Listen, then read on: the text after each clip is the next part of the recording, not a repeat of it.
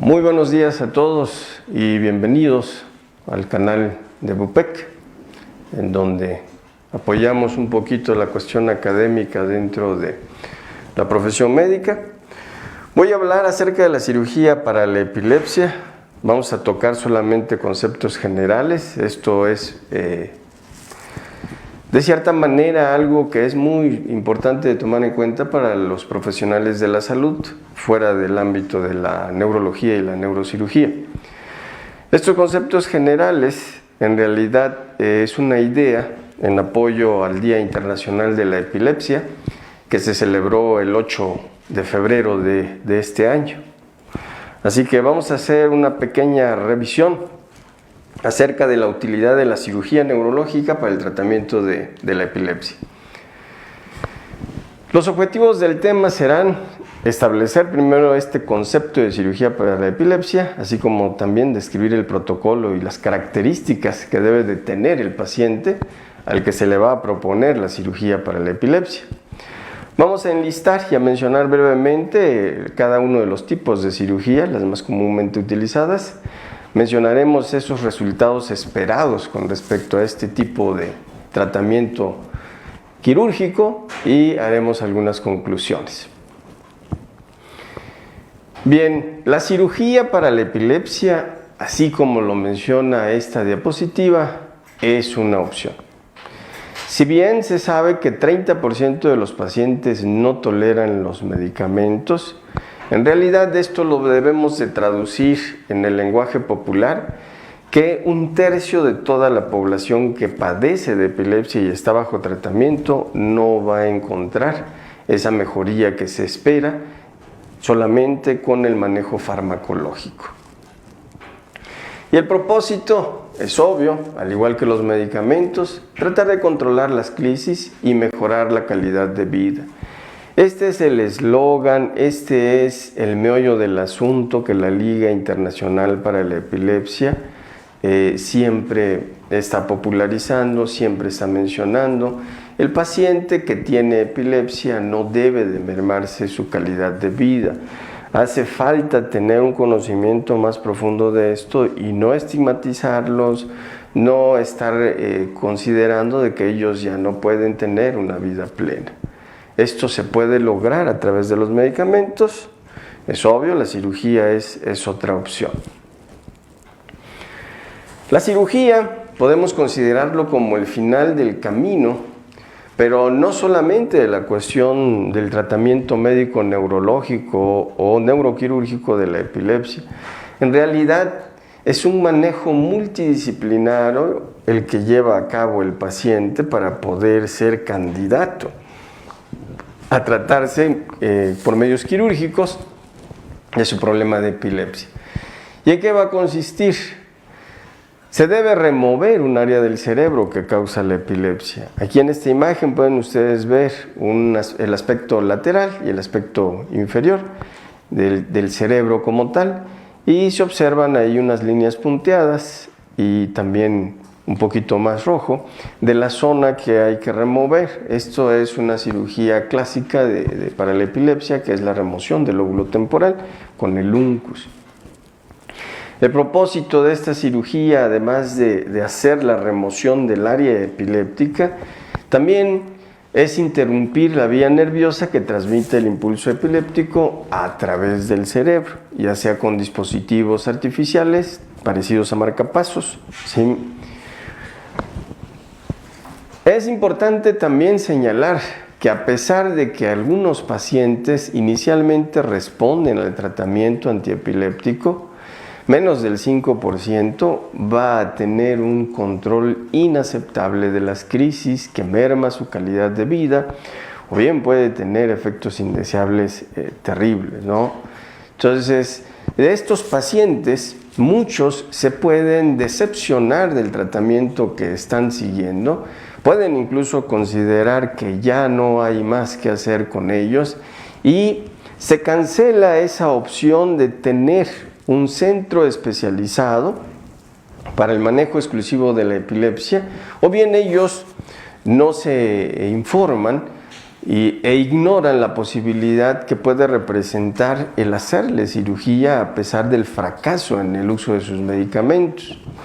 También la otra consideración en la perspectiva de los gastos del Estado, de instituciones de salud para el tratamiento de la epilepsia, en el momento en que alguien que es epiléptico recae y termina en el hospital, el costo diario en personas de menos de 18 años, como lo dice esta tabla del 2005, puede alcanzar en ese tiempo, 2005, hasta los 40,000 pesos por día, traduciendo ahorita que el dólar está en 20 pesos. ¿Sí? Obviamente esto no es muy barato, esto implica un gasto tremendo, y esto también es, en la perspectiva de nosotros como profesionales de la salud, cuidar y hacer casi un seguimiento muy personalizado, individualizado de los pacientes que sufren de epilepsia, porque en honor a la verdad, estos pacientes llegan a tener depresión, estos pacientes pues se desesperan y pueden incluso de manera pues no precisamente objetiva en sus decisiones, suspender los medicamentos por la frustración que están teniendo, y tampoco es regañarlos. Esta es en realidad la opción, ¿no? Operar al paciente, y prácticamente es operarlo casi ahora, ¿no? Y algunas personas que sí tienen acceso a información pueden pedir desde un inicio, que saben que tienen epilepsia, que se realice cirugía con el pensamiento de ya no seguir tomando medicamentos. Sin embargo, esto que viene a continuación en esta conferencia en línea, yo quiero que lo tomen en cuenta, tomen en consideración lo que pueden decirles para orientarlos. No es simplemente una situación de que tengo epilepsia y quiero cirugía. Es importante que entiendan que la piedra angular para la decisión está en manos de un neurólogo. Este neurólogo debe de identificar claramente el área del cerebro donde las crisis inician. Debe de él encontrar un foco epileptógeno responsable del desencadenamiento de las crisis.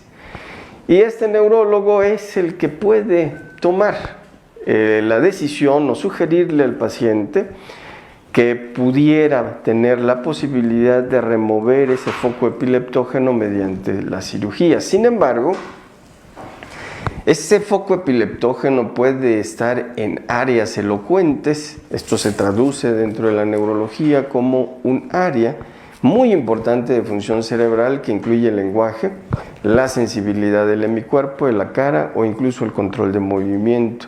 Es decir, si ese foco epileptógeno se remueve y está en el área motora, el paciente va a quedar con hemiplegia. O si está en el área del lenguaje, pues va a quedar sin poder pronunciar ni una palabra. ¿Sí? También estas consideraciones con respecto a si el paciente es o no candidato, es porque cada vez que convulsiona, las crisis lo incapacitan tremendamente y puede terminar en el hospital. Y también, a pesar de que ya tiene varios antiepilépticos, lo que sí se sabe es que si el primer antiepiléptico y el segundo no controlaron las crisis, un tercero es muy poco probable que lo haga, ¿sí? Y estos medicamentos también tienen efectos indeseables para la calidad de vida y también producen alteraciones en el cuerpo, ¿no?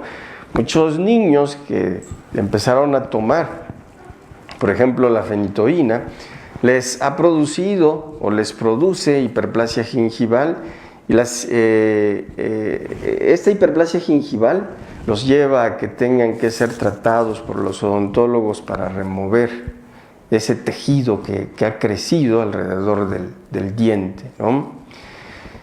No es que tengan gingivitis, pero el que explora a alguien que ha estado tomando por muchos años la fenitoína, la difenilidantoína o epamín, como quieran llamarle, ese es uno de los inconvenientes que tiene, y sobre todo si se tratan, por ejemplo, de pacientes del sexo femenino.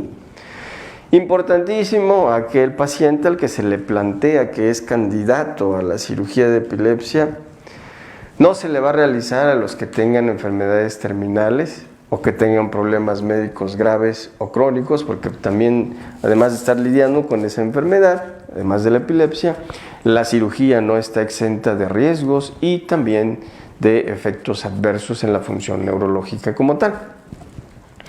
¿Cómo es la realización de esa selección de los pacientes que son candidatos a cirugía?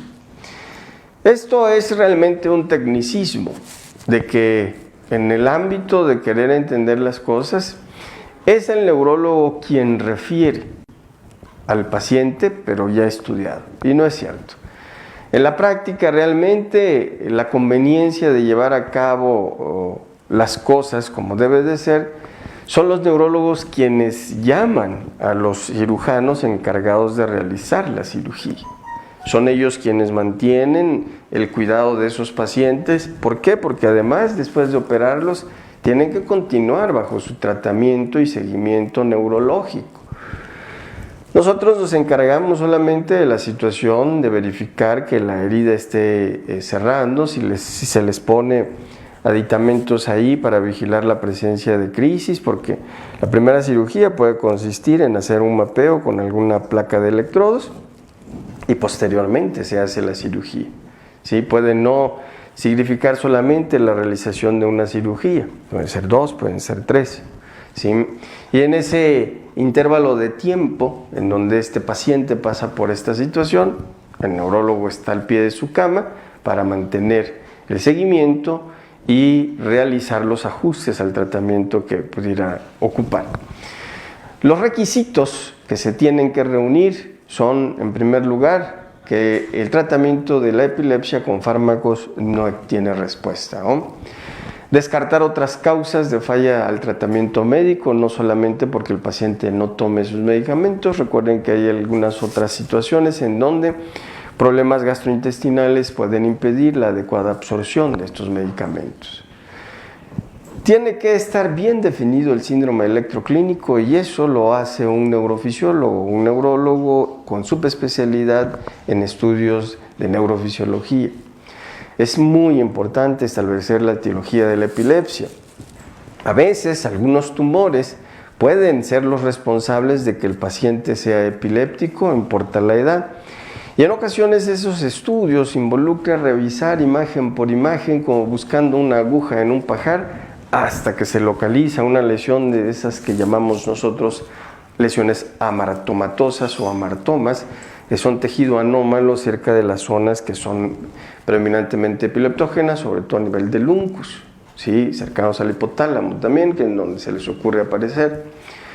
Es importante que se tenga a la mano los niveles séricos de los medicamentos. No todos los antiepilépticos se pueden medir en sangre, pero los que sí se puedan medir en sangre hay que solicitarlos y verificar que el nivel sérico esté en un rango terapéutico. En el caso de la carbamazepina, el nivel sérico terapéutico tiene que estar entre 5 y 10. En el caso del valproato de magnesio, entre 50 y 100. En el caso de la difenilidantoína, si no mal recuerdo, tiene que estar entre 8 a 16 o 20. ¿Sí? Y esto también es importante analizar, que estos pacientes no tengan efectos indeseables de sus medicamentos. Recordemos que el valproato de magnesio altera la función hepática, se metaboliza ahí. Recordemos que aunque se descomponga en ácido valproico, esto puede generarle al paciente problemas hematológicos, puede producirle leucopenia. Ya se evalúa si es necesario cambiarlo o disminuir la dosis o agregar uno, etcétera, etcétera, ¿no? La carbamazepina puede producir erupciones en la piel. Es muy importante que lo tengan presente. Aparecen erupciones, es necesario cambiar el medicamento, sobre todo si se trata de niños.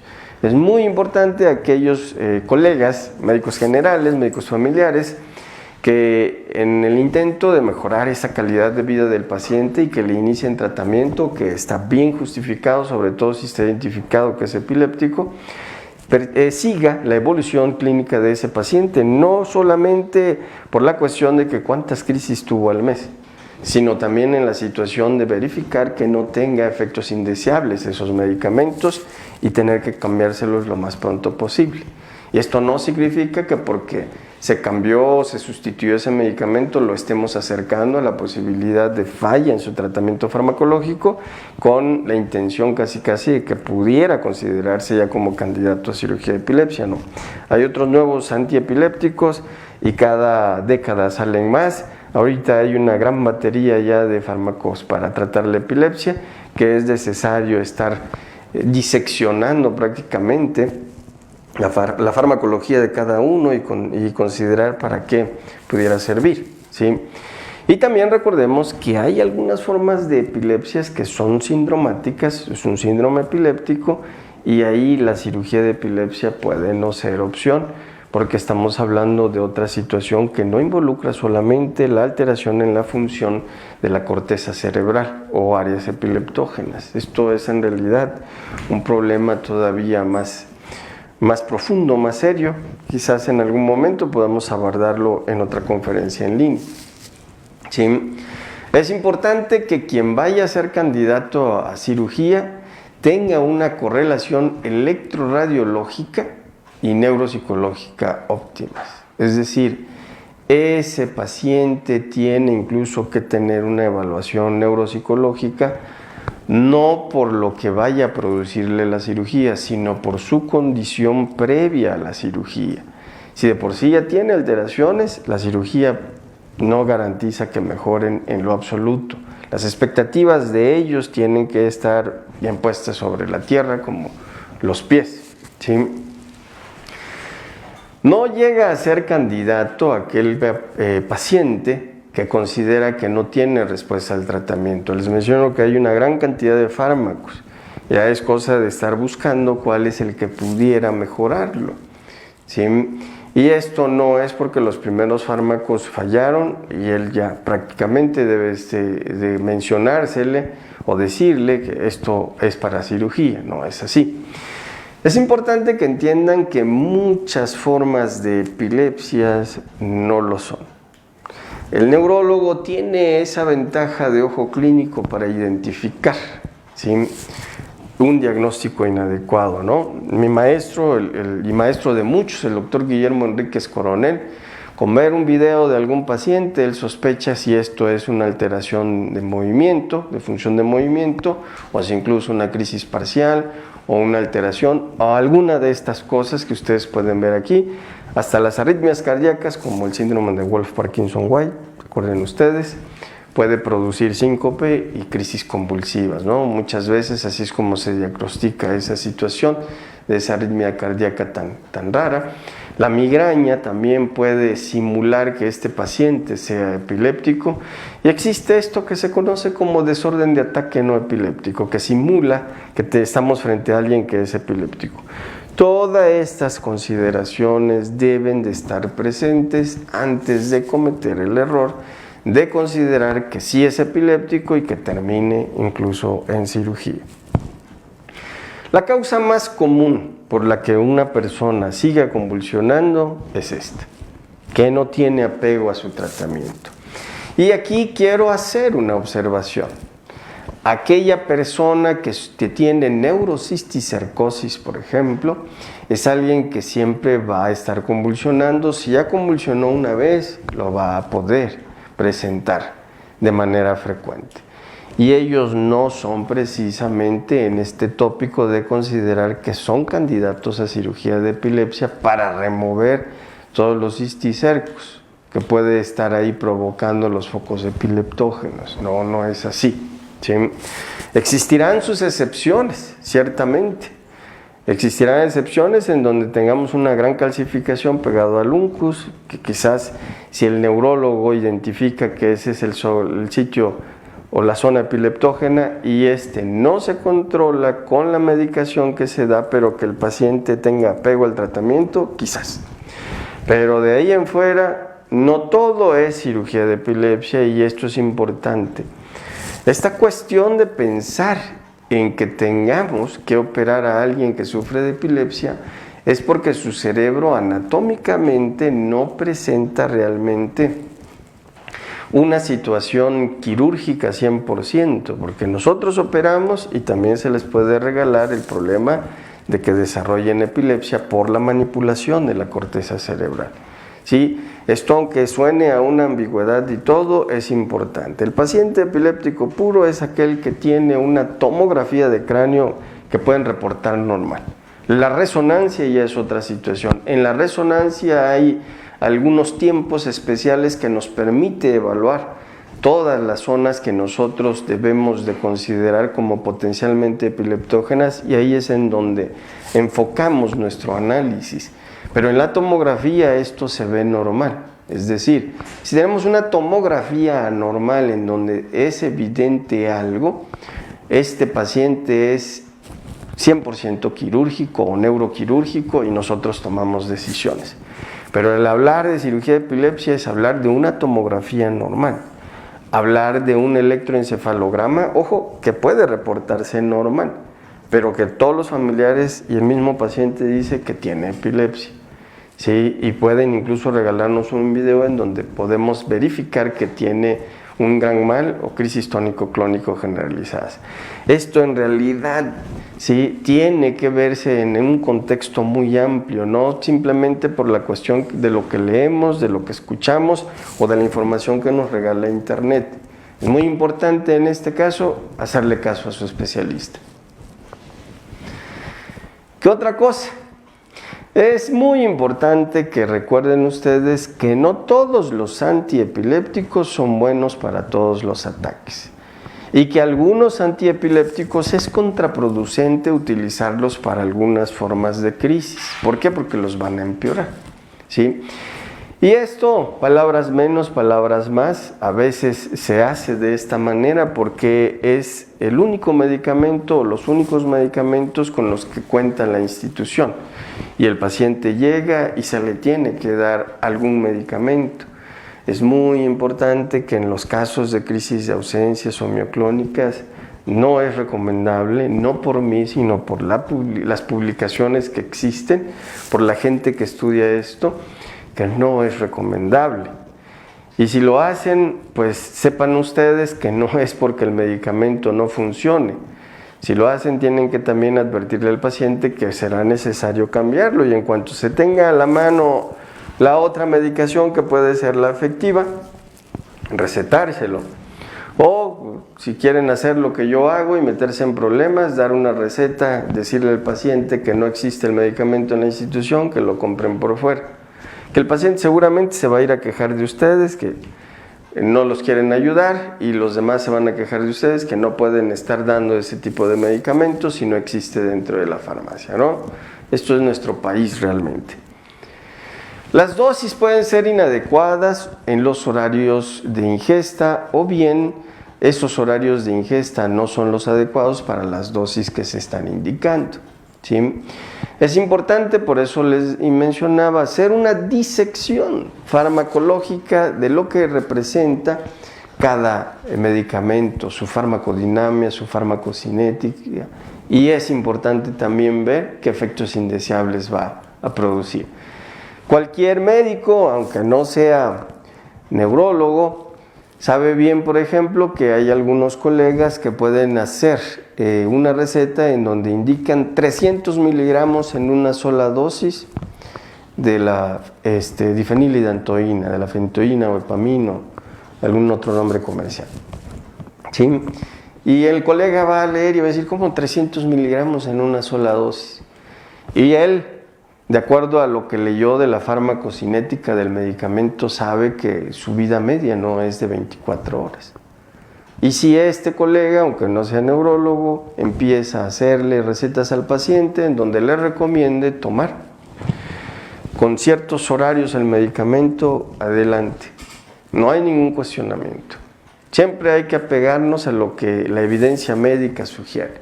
Además, 300 miligramos pues también puede acelerar situaciones ahí de irritación en el estómago, ¿no? La fentoína, si se estudia su historia, fue un medicamento que se diseñó para tratar dolor y se encontró que era efectivo para tratar la epilepsia, y nosotros lo seguimos utilizando en todo paciente que vamos a operar. El medicamento de elección sigue siendo la presentación IV de la difenilidantoína. Sí.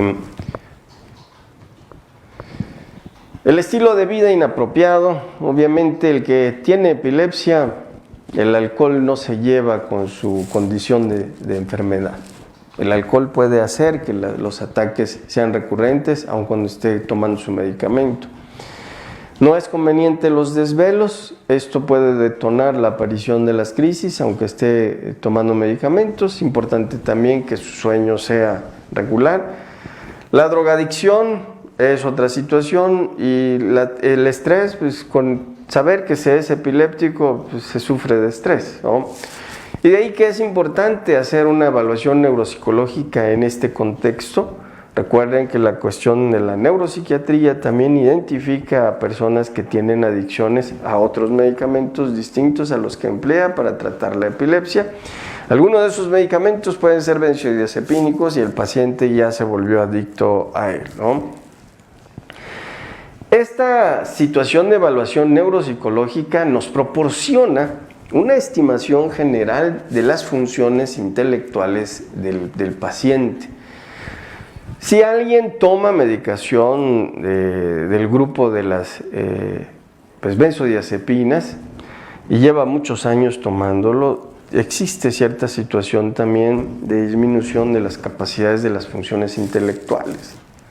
Esto está también demostrado, ¿no? Hay estudios a largo plazo que hablan incluso de atrofia cerebral y el desarrollo de alteraciones tipo demencial, ¿no? El neuropsiquiatra o el neuropsicólogo se encarga de realizar unas pruebas, unos test de pruebas de función cognitiva, de función neurológica, y establece incluso si existe ya una puntuación baja que habla de que el paciente tiene afectado ya ciertas funciones intelectuales. Y si las tiene ya afectadas, la cirugía de epilepsia puede no tener efectos directos de mejoría de esa memoria y de esas funciones cerebrales.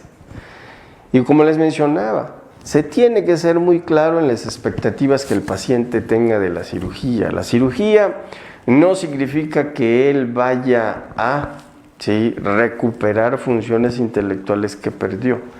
La cirugía consiste en remover ciertas zonas del cerebro que pueden ser esenciales para ciertas funciones cerebrales. Pero es obvio que esto es la última ventana que puede tener, el último chance que puede tener para lograr buscar tener calidad de vida. Y deseo también comentarles que a pesar de que después de la cirugía salgan con alteraciones cognitivas y funcionales, el paciente requiere de rehabilitación neurológica que puede extenderse hasta por 6 meses o más tiempo para que él empiece a ver que está recuperando funciones que la cirugía alteró. A menos de que se haya tocado un área elocuente y que se verifique que esa área esencial para cierta función se fue, este paciente no se recuperará. Pero si esas áreas o esas zonas que llevan a cabo esa función del cerebro ahí existen y están funcionando, el paciente se rehabilita, tiene su rehabilitación neuropsicológica, neurolingüística, ¿sí?, de función motora y se recupera. Sin embargo, esto no es que después de la cirugía el paciente pues, esté listo para salir a bailar, no. Esto obliga a una situación todavía de estar bajo tratamiento, recuperación, y quiero que en esto ustedes el contexto que analicen es que implica más especialistas, más profesionales de la salud y más gastos, que a nivel institucional pues obviamente representa mucho gasto también. ¿Sí? Si el paciente no tiene este estudio que se conoce como videoelectroencefalograma, puede no ser candidato, es más, se va a rechazar. ¿Sí? Estos protocolos son muy rigurosos. De ahí la necesidad que también se tenga en cuenta quién, cuándo y cómo debe de hacer este estudio de videoelectroencefalograma, ¿no? Aquí en la ciudad de Puebla, el doctor Plácido Cuella Cuautle, con su clínica en neurofisiología, Neurotec, realiza estas situaciones. ¿Sí? Cuando son pacientes de difícil control de sus crisis, hago un historial clínico de ellos, identifico la necesidad de opiniones extras, ¿sí?, siempre los derivo a que se haga un video electroencefalograma, ¿no? Colegas neurólogos también, cuando tienen situaciones así, pues el camino es ese. También aquí en Puebla, el doctor Dante Oropesa también tiene afortunadamente esta situación de clínica en neurofisiología con la doctora Maricruz Vaquero.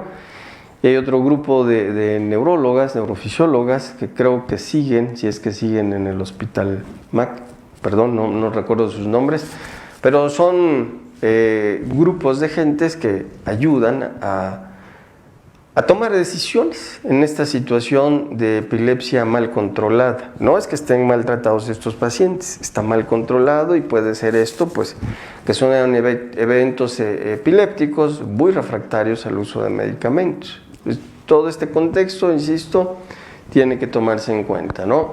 Idóneamente no es tan conveniente que algún médico general, familiar, haga la consideración de pedir el video electroencefalograma. Este se solicita porque realmente el paciente, apegado a su tratamiento, niveles séricos adecuados, descartados otros síndromes no epileptógenos, va para allá si es que no hay un buen control de crisis. Y esto pues obliga a que el paciente esté internado. Se le pone ahí un casco con electrodos y se vigila durante el día y durante el sueño, sobre todo, para ver en qué momento puede aparecer esas crisis y también se le estimulan para que se presente, ¿no? Este paciente, que se puede considerar también no candidato, es porque no tiene una resonancia magnética. Y tiene que ser con un resonador de al menos 1.5 teslas. Tiene que ser con una resonancia contrastada también, simple y contrastada, en todas las fases que pueda tener ese equipo. Pero lo más importante es tener a la mano algún radiólogo experto, ¿sí? Un neurólogo experto en el análisis de imagen para pacientes que padecen epilepsia, y también pues obviamente para los colegas neurocirujanos que saben que la cirugía de epilepsia es opción, pues hacemos algunos cursos. Aquí en nuestro país ya hay la subespecialidad de cirugía de epilepsia aquí en nuestro país. El titular es el maestro Mario Alonso Venegas, que pues dicho sea de paso, fue nombrado recientemente como el presidente de la Asociación Latinoamericana para la Epilepsia por los siguientes 5 años. ¿No? Felicidades al maestro. Sí, habemos muchos neurocirujanos aquí que lo conocemos. Hay algunos neurocirujanos que también pasaron ahí tiempo con él, aprendiendo algunas situaciones de este tipo. Los demás lo hemos hecho en algunas pláticas, congresos, cursos que el profesor Mario Alonso ha dado. Y todo esto, estas generalidades también son parte de todas esas cositas que uno va aprendiendo de acuerdo al interés que vaya poniendo, ¿no? Esto de la medicina nunca acabas de aprender, ¿sí? Esta evaluación de la resonancia magnética, ¿sí? Existe ya la necesidad de considerar que se tienen que hacer estudios más sofisticados. Ya hay resonadores de 3 teslas. Sé que en Médica Sur hay un resonador de 3 teslas. No sé si sea el único en el país, aunque por ahí escuché que ya en el norte de nuestro país ya hay alguno que otro lugar, ¿sí? Pero nos permite, mientras más sofisticado sea el resonador, hacer evaluación incluso de volumetría hipocampal y hacer otras cositas un poquito más sofisticadas. La imagen por tensor de difusión también se puede lograr con el de 1.5 teslas, pero el resonador de 3 teslas es otra cosa, ¿no? Esta es una de las situaciones que siempre generan crisis convulsivas. Esta es una situación que si se logra identificar, que es la esclerosis temporal mesial, que no es otra cosa que el uncus en la zona anatómica del cerebro, que tiene alteraciones en su morfología. Es así como se ve en imagen T2, tensor por difusión, y en el FLAIR. Y en el FLAIR se ve que está más hiperintensa la zona del uncus. ¿Qué es lo que se hace? Se remueve esa zona y el paciente potencialmente puede ser curado. Pero más que considerar curación, debemos de hablar que se les mejora la calidad de vida de una forma impresionante, vale la pena. No es candidato si no tiene esa evaluación psiquiátrica. Ven ustedes estas consideraciones. La evaluación clínica de que está con una buena medicación, la adecuada, la necesaria. ¿Sí? Video electroencefalograma, resonancia magnética y este último, la evaluación psiquiátrica. No existe, no se puede considerar que sea candidato. ¿Sí? Y esto es necesario, ¿por qué? Porque más del 60% tienen depresión mayor y ansiedad. Muchos de estos pacientes incluso al alcoholismo ya que llegan a la edad adulta o durante los años finales de la adolescencia. Sí tengo algunos pacientes. Es necesario también diferenciarlos de síntomas relacionados a los medicamentos, que sean trastornos de sueños o problemas de sueños los que se involucren en esta situación de mal control de crisis, o alteraciones cognitivas propias de las crisis sensoriales que acompañan a las epilepsias, ¿no? Recuerden que tenemos también crisis automatizadas, crisis sensoriales de disautonomía. Todo ese contexto es necesario que lo tengan siempre presente. Pero esto también es con el propósito de maximizar el beneficio de la cirugía, que tengamos un antes y un después de las condiciones del paciente pre- y posquirúrgicas. Si no es simplemente la cuestión de que abrimos, ponemos la placa de electrodos, verificamos en dónde está el sitio de epilepsia, ¿sí? El foco epileptógeno, y lo quitamos, ¿no? Esto involucra realmente también estarlos evaluando, y es más, algunas veces estas personas pues tienen que estarse repitiendo primero estudios externos y que no requieren de cirugía, y en otras ocasiones son pacientes que hay que operar, mantener esa placa ahí, se cierra y se está vigilando, ¿no? Y el seguimiento posoperatorio es necesario porque se crean nuevas circunstancias no agradables para el paciente, que podemos hablar de secuelas o, por la situación de que sigue con crisis, considerar reoperarlos. Y ahí el papel del neuropsicólogo, del neuropsiquiatra es importante para estarlos tranquilizando. ¿Sí? Este es el enfoque que tienen ustedes que considerar. No es simplemente la cuestión clínica de que existen estos signos y va para quirófano, no es así.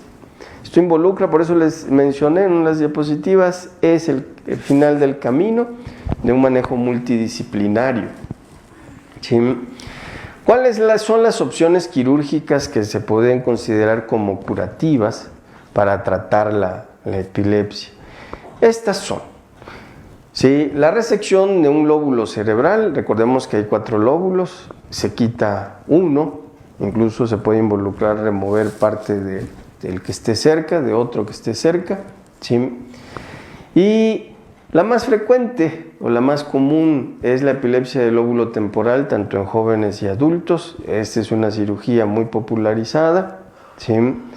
Y consiste en quitar el lóbulo temporal y el uncus, ¿no? El target es ese.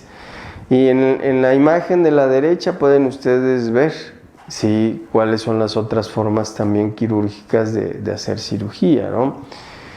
Existe la lobectomía, que puede ser frontal temporal, dependiendo del foco epileptógeno. Está la amígdalo-hipocampectomía, ¿sí? El doctor Venegas, incluso Mario Alonso Venegas, incluso tiene algunas técnicas de cirugía para remover zonas del lóbulo temporal, que no precisamente involucra ser tan agresivo, ¿sí?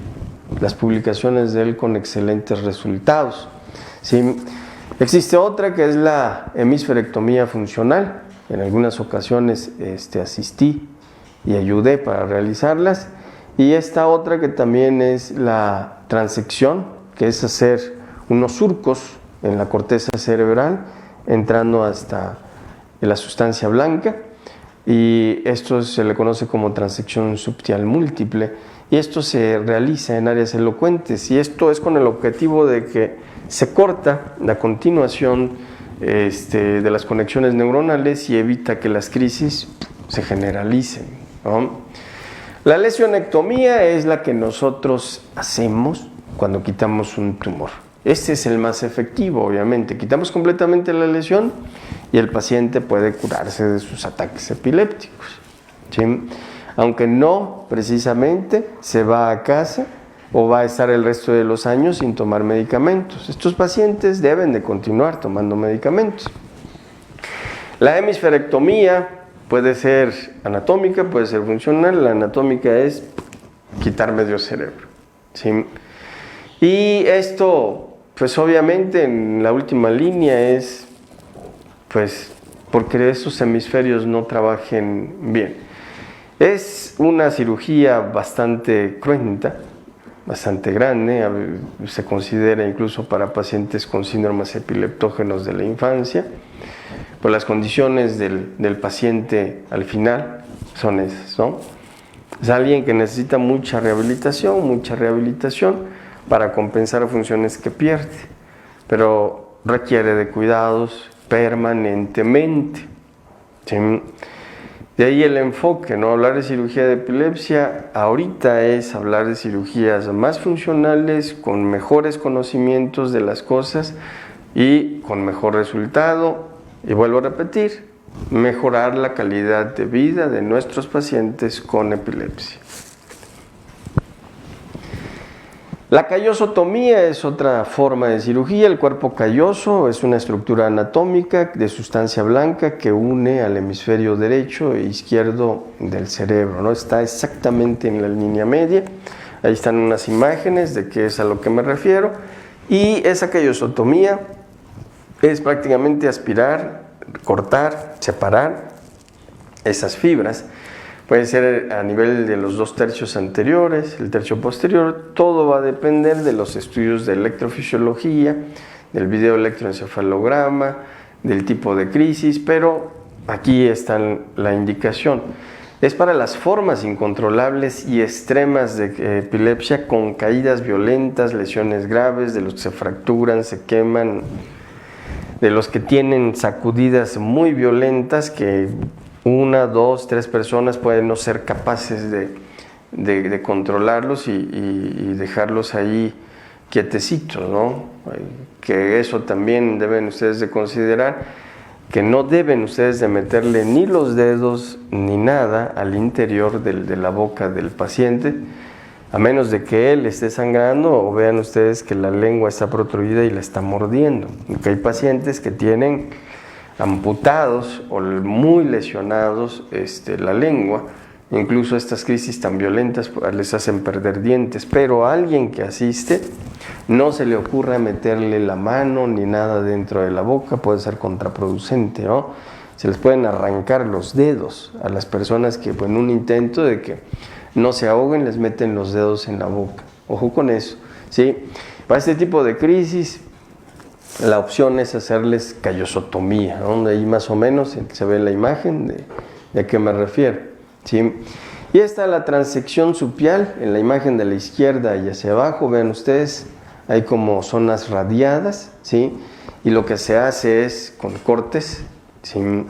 Se corta ahí los giros del cerebro involucrados en el desarrollo de la epilepsia. Eso está en la parte más posterior del surco lateral del cerebro, a nivel del pliegue curvo.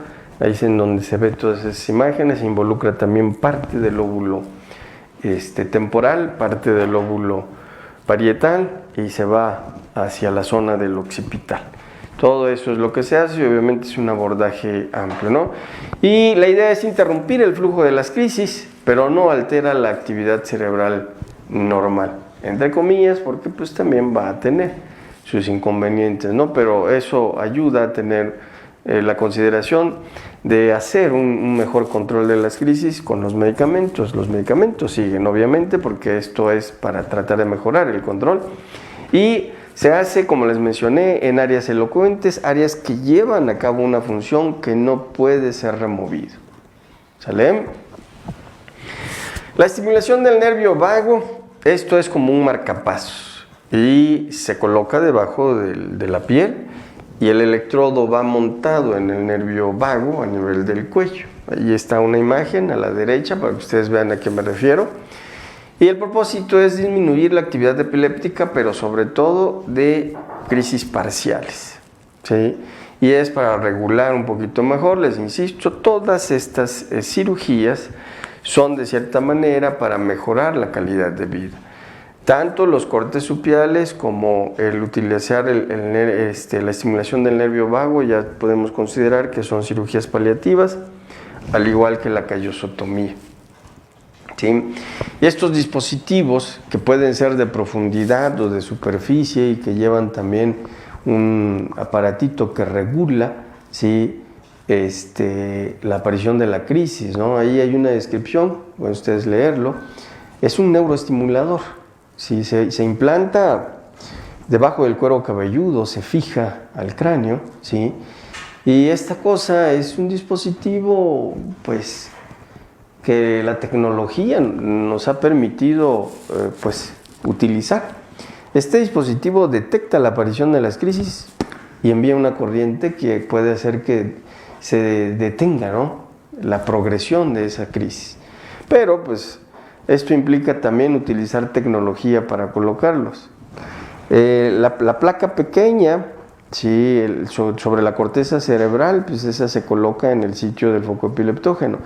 Pero los electrodos que son largos y de profundidad, que hay que penetrar el interior del cerebro, pues obliga a que se tenga tecnología también para colocarlo, ¿no? Porque tiene que ir colocado en el sitio preciso, ¿sí? Pueden ver ustedes en esta imagen, en la parte de abajo, de cómo se puede esto implantar en una incisión, se manipula ahí. Lo de abajo son electrodos de superficie, lo de arriba, que se ve ahí un modelo anatómico en donde hay como un cascarón debajo de lo que se perfila como la cabeza, hay un cascarón que es el hueso, esto es solamente con fines académicos, ¿sí? Está el dispositivo y en la parte más abajo, a nivel del lóbulo occipital, hay una línea blanca, ese es un electrodo de profundidad, ¿sí? Y esto, para poder realizarlo, pues se requiere de un hospital que tenga el personal y equipamiento y la tecnología necesarias. Hablar de esta cirugía, quizás hacer la lobectomía temporal, hacer la remoción del uncus, de la zona mesial del temporal que está afectado, no requiere realmente de mayor cosa. Ese es el que se puede realizar en cualquier sitio y afortunadamente es la cirugía más frecuente para tratar epilepsia. Pero las otras situaciones, el paciente que se opera requiere idóneamente de un neuroanestesiólogo, que es un especialista en anestesia que hace su adiestramiento en neuroanestesia. Requiere de terapia intensiva. Puede ocupar de la estereotaxia del neuronavegador, sobre todo para ir a sitios profundos en donde hemos encontrado la causa de la epilepsia, encontramos la aguja en el pajar y hay que entrar hasta allá para removerlos, sobre todo a nivel hipocampal, el hipotálamo, ¿sí? Los electrodos corticales cuestan mucho dinero, los electrodos de profundidad cuestan mucho dinero, los dispositivos que se conectan a esos electrodos cuestan mucho dinero. El protocolo para hacerlo, ¿sí?, para hacer este tipo de cirugías, que puede ser necesario una primera cirugía para colocar la placa de electrodos, luego cerrar, vigilar al paciente, identificar plenamente en el mapeo en dónde está localizado el problema, ¡pam!, y se vuelve a meter a cirugía para poder removerlo, ¿no? Y se necesitan donadores, y no me refiero a donadores de sangre nada más. Esto se puede seguir haciendo, se puede seguir realizando mientras existan personas que sin el interés de ningún tipo, ni de lucro, ni por tener ahí algún beneficio, simplemente aporten para que la medicina siga creciendo, ¿no? Y es un problema que tenemos en nuestro país. Algunos hospitales tienen patronatos que se encargan de conseguir el dinero para poder hacer que nuestra medicina nacional trate de mantenerse en las mejores situaciones, ¿no? Les puedo decir, la mayoría de nosotros tenemos que ir a otros lados para poder tener un poquito más de conocimientos, experticidad y habilidades, ¿sí? Pero caray, muchos se quedan, muchos están aquí y tenemos el beneficio de tratar de hacer que hombro con hombro esto siga creciendo. Estas clases en línea también yo lo considero como un beneficio necesario, educativo para los profesionales de la salud, para los colegas interesados. Y qué mejor considerar, es el pensamiento que tengo, que por ahí exista alguien que esté estudiando medicina, que vea esta clase, se interese, y porque así es como empieza esta cuestión, así es como yo empecé a interesarme en las cuestiones neuroquirúrgicas. Él se puede interesar en la cuestión del cerebro, ¿no? No existe otra cosa más compleja para mí, sin ofender las otras especialidades, pero el cerebro es otro boleto, ¿sí? Ven ustedes la imagen radiológica, una imagen de un perfilograma tomográfico, ¿sí? Es una reconstrucción para hueso de tomógrafo. Ven ustedes cómo se ven los electrodos implantados dentro del cráneo del paciente. El paciente está abajo. La mayoría de las imágenes que utilizo, ¿sí?, cuando vengo aquí a dar clases en línea, son imágenes que pueden conseguir en internet. A veces cuando pongo algún video mío, algunas imágenes mías, resulta ser que no sé, parece ser que les espanta, les desagrada a algunos que lo estén viendo y lo reportan, ¿no? Y ya se bloquea, ¿sí? Pero de todas maneras, esto, aun cuando no se piden los derechos de autor, pues la medicina es para divulgarlo. Y les soy honesto, pues estos son imágenes de internet, tengo imágenes mías, pero siempre he sido muy respetuoso de la privacidad de mis pacientes, ¿sí? Y siempre borro sus nombres y toda la cosa y evito decir de quién se trata, ¿no? Neuronavegación para implantar los electrodos de profundidad. Son radiografías simples los de abajo. Vean ustedes cómo a manera de estiletes, ¿no?, a manera de banderillas, se introducen esas cosas dentro del cerebro, atravesando el hueso del cráneo, y esto se realiza con perforaciones en el cráneo, igual con aditamentos para hacerlo, y se fijan al periósteo del cráneo, ¿sí? Son estimuladores casi a consideración. Estos son más largos, pero la consideración es que estimulan también mucho. Es la misma consideración de colocación para los electrodos que estimulan ahí los ganglios basales. Estimulación profunda para tratar trastornos de movimiento. Y esto no es que uno diga, no, pues como por acá va, no, se tiene que hacer con control transoperatorio de la dirección de esto, y les insisto, ocupa, ¿sí?, del uso de tecnología, no nada más lo que se coloca, sino la asistencia que se tiene. Estos electrodos están colocados en la parte alta, pero en su mayoría pueden ustedes estar revisando esta información ahí en línea, en artículos, y hay técnicas en donde se colocan desde atrás.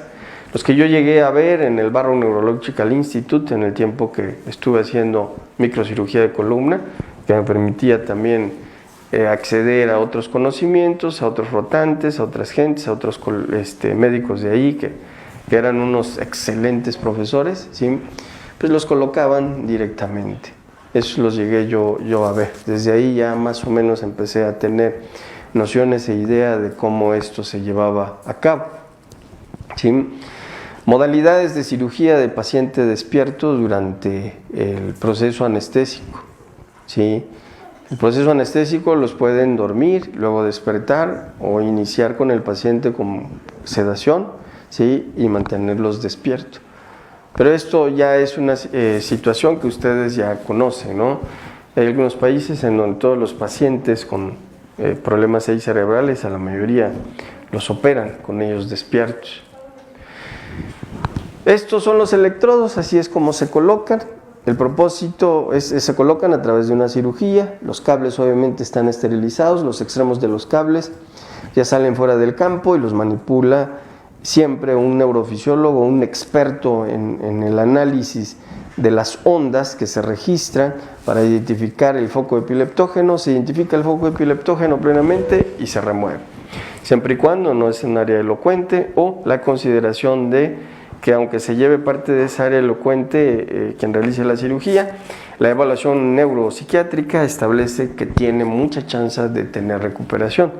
Ven ustedes, ahí hay una pequeña regla para que vean ustedes el tamaño de la resección de tejido cerebral que se realiza. Son alrededor de 4,5 centímetros, para que se den una idea.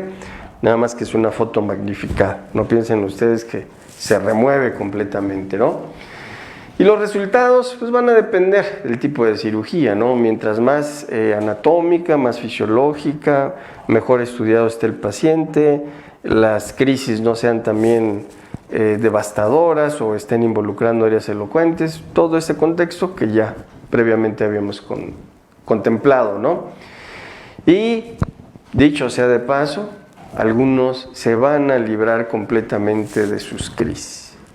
Así que, como diría el doctor Al-Mefti, si pues tenemos buenos resultados en pocos números de pacientes, significa que tenemos la responsabilidad de seguirlo haciendo y con el tiempo seguirlo mejorando para que todos los pacientes alcancen este objetivo.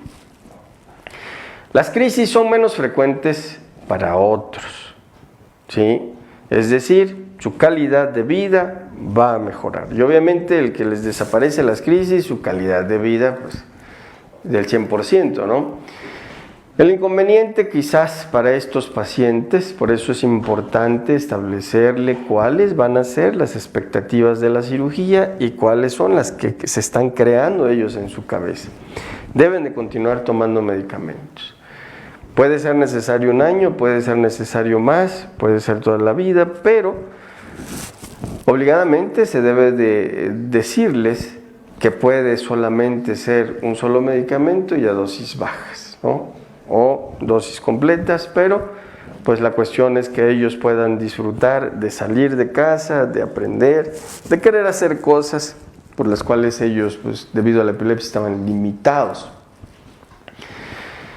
¿Cuáles son los riesgos? El primero, pues hablar de cirugía es sangrado, ¿no? Y lo chistoso es que para el cerebro, este órgano que a veces es tan emocionante tratarlo, pero también a veces tan frustrante, el sitio que operamos no tiene problemas de sangrado, pero del otro lado que no tocamos, sangró. ¿Sí? Infecciones. Todo paciente, y eso es una regla que ustedes tienen que tomar en cuenta. Ojo para todos ustedes que lleguen a escuchar esta plática. Todo paciente que padece de epilepsia tiene alteración de su inmunidad. El paciente epiléptico que va a ser operado de cualquier otro problema quirúrgico, de alguna otra especialidad, ortopedia, cirugía general, lo que sea, son pacientes que pueden tener altos riesgos de infecciones. El epiléptico, sinónimo de riesgo de infección alto. Así que deben de cuestionarse esos protocolos que a veces nos comparten los hospitales en donde laboramos, incluso los privados, que dicen que se recomienda solamente una dosis preoperatoria y otra dosis post, y ya no es necesario más antibióticos porque está ahí la situación del comité de epidemiología, comité de infecciones, que luego llaman y todo. Eso es importante. El que padece de epilepsia tiene riesgo de infección. Y si se va a operar, hay que hacerle un escrutinio de laboratorios, incluso pues, pedirle hasta urocultivo, porque a veces el ego sale normal, ¿sí? Y la infección es algo frecuente en ellos. Y también las situaciones anestésicas. Sin embargo, la neuroanestesia ya está haciendo diseños de pues, inducciones y mantenimientos transanestésicos para estos pacientes en particular, para tener el mejor de los resultados, ¿sí? Y también los problemas por los cuales el paciente pues, decidió operarse, se le hizo todo el protocolo, pueden empeorar después de que esté operado, ¿no? E incluso enfermedades previas que él tiene, también, ¿no? También deben de considerar que puede haber más problemas de los que ya tenía, aparte de que el empeoramiento de sus condiciones clínicas previas, ¿no?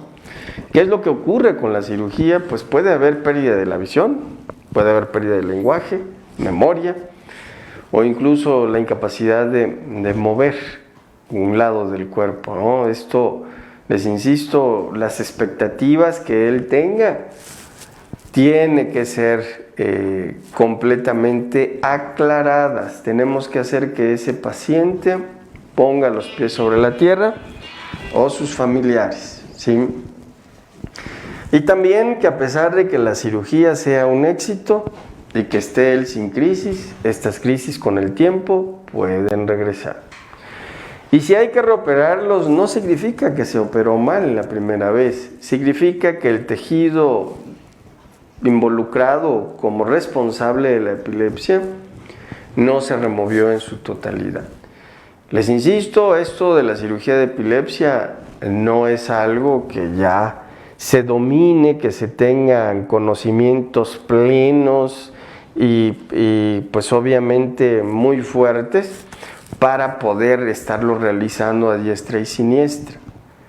Hay mucho todavía por hacer, hay muchas consideraciones todavía al respecto, pero no dudo que las próximas generaciones de neurocirujanos que salgan, que aunque sean neurocirujanos generales sin una subespecialidad, el conocimiento pleno para hacer cirugía de epilepsia lo traigan consigo, ya lo dominen y lo puedan estar realizando en cualquier hospital en donde trabajen, en cualquier institución en donde estén. Eso es lo que yo espero que continúe, y no debemos de mantener a estos pacientes en las sombras. Esa es la otra cuestión. Mientras más hablemos, mientras más conocimientos compartamos en beneficio de ellos, mucho mejor. Tenemos que sacar a la luz esta situación que durante mucho tiempo quizás fue tabú para la gente. Algunos todavía piensan que la epilepsia es contagiosa. También eso tenemos que tumbar, todas estas cuestiones de mitos que existen, ¿sí? Y lo tenemos que hacer a través de la divulgación de conocimientos, a través de esto, pero el objetivo de la creación de centros especializados para tratar a estos pacientes es mejorar su calidad de vida. El objetivo de la gente que se dedica a cirugía de epilepsia, con todo y estos riesgos que existen, vale la pena considerarlo, tomarlo, llevarlo a cabo, es con el propósito de mejorar la calidad de vida, ¿sí? Y estas serían mis conclusiones. El tratamiento quirúrgico es una opción más de tratamiento para los pacientes que sufren epilepsia. La primera opción son los medicamentos. Riesgos y beneficios de un procedimiento quirúrgico curativo o paliativo que pueden hasta hace tiempo todavía haberse considerados experimentales, hoy no lo son. Hoy es una realidad que la cirugía de epilepsia puede hacer esa diferencia en la calidad de vida de los pacientes, con todo y los efectos que pueden considerarse indeseables, ¿sí? Ningún paciente con epilepsia de difícil control debe ser considerado candidato a cirugía si no está protocolizado, como les mencioné, cómo se tiene que llevar a cabo.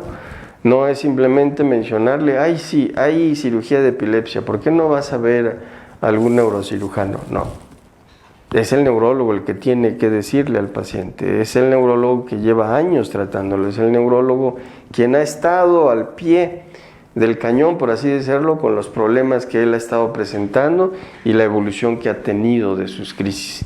No es porque llegue por primera vez y que yo vea que pues siempre ha estado convulsionando y decida yo, ¿sabes qué? Tienes que operarte. No. Consideren también la necesidad de hacer los estudios que ya les había comentado, ¿no? Y esperemos también que la industria farmacológica cree y siguen creando medicamentos antiepilépticos muy adecuados, y pues también esa sería la otra consideración de sopesar, ¿no? Si hay medicamentos que logran controlar crisis, solamente tendríamos, como ahorita, como se sigue haciendo, considerar aquellos que no se benefician. Mientras eso no suceda, esta es una opción que se tiene que tener a la mano y se tiene que conocer. Les doy las gracias, les deseo lo mejor, un abrazo fuerte y mis condolencias para los que han tenido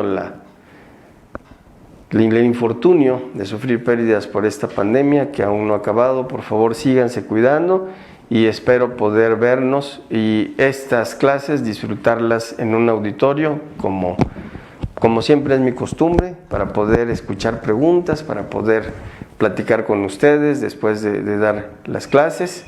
¿Sí? Cuídense mucho, un abrazo virtual a todos. Doctor, hay una pregunta. Dime. Pregunta Hugo Martínez Serrano. Soy personal de salud prehospitalario. Después de la convulsión, ¿por qué el oxímetro marca saturación hasta el 75 a 78% fisiológicamente? Por el consumo que hace el paciente, ¿no? Hace crisis y deja de respirar. Esa es la razón. Hugo, dices que se llama, ¿verdad? Sí, esa es la razón, Hugo. Y pues tienes que oxigenarlo nuevamente para que la saturación de oxígeno mejore. Todo paciente que pierde el conocimiento también se altera el movimiento ventilatorio, se altera también la respiración. Recuerda que algunos incluso pueden orinarse o defecarse por la pérdida del control de esfínteres, ¿sí? Hay una parada no solamente de la función del cerebro cuando pierde la conciencia, sino también de las funciones generales, ¿no? Y la respiración no es la excepción, es importante. Y lo que sí también es que evalúa si esa persona que convulsionó no tiene una arritmia cardíaca, y con más razón pues tienes que empezar a oxigenarlo y cuidar otras cosas. No todas las epilepsias son esas epilepsias que acostumbramos ver, algunos tienen algún problema médico ahí agregado, ¿no?